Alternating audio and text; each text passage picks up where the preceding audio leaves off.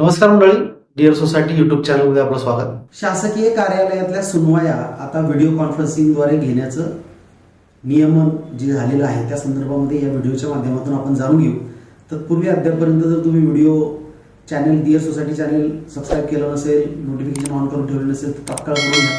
कारण सहकारी गृहनिर्माण संस्था, अपार्टमेंट आणि सदनिकाधारक, बिल्डर यांच्या संदर्भातले जे काही नियम, कायदे, परिपत्रक याची अत्यंभूत माहिती देण्याचा या चॅनलच्या माध्यमातून आमचा प्रयत्न असतो.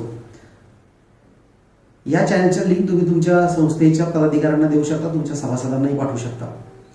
त्याच्यावरून तुम्ही त्यांचं प्रबोधन करण्याचं एक महान कार्य तुम्ही करत असाल.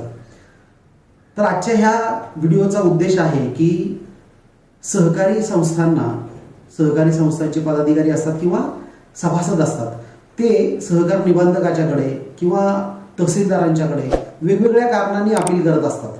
तर जर तुम्ही सहकारी संस्थांच्या निबंधकाच्याकडे एखादं प्रकरण दाखल केलं असेल आणि ते अर्धन्यायिक प्रकरण असेल आणि त्याच्या सुनवाई घेतल्या जात असतील तर त्या सुनवाया ऑनलाईन पद्धतीने घ्याव्यात अशा पद्धतीचं एक परिपत्रक हे शासनानं 2021 रोजी काढलेलं आहे.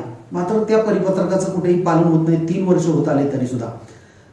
जर तुमचं असं काही प्रकरण निबंधकाकडे चालू असेल तर तुम्ही हा जो स्क्रीनवरती तुम्हाला GR दिसतोय 13 डिसेंबर 2024चा, या परिपत्रकाचा वापर करून, उपयोग करून तुम्ही निबंधकांना तुमच्या प्रकरणाची सुनवाई व्हिडिओ कॉन्फरन्सिंगद्वारे घेतली जावी याच्यासाठी आग्रह धरा.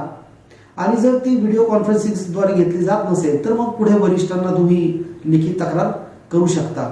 यामुळे तुमचा अतिशय बहुमूल्य वेळ वाचणार आहे. येण्या जाण्याचा प्रवास खर्च आणि प्रवासात जाणारा वेळ आणि त्यामुळे होणारा मानसिक त्रास हे वाचणार आहे. आणि शासन स्तरावरती सुद्धा एक पद्धत, एक चांगली व्यवस्था निर्माण व्हायला मदत होणार आहे. जोपर्यंत आपण ऑनलाईन सुनवाईची मागणी करणार नाही, जोर धरणार नाही, तोपर्यंत ते व्यवस्था करणार नाहीत.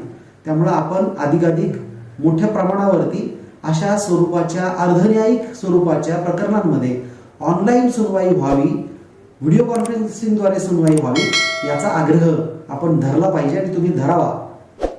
धन्यवाद.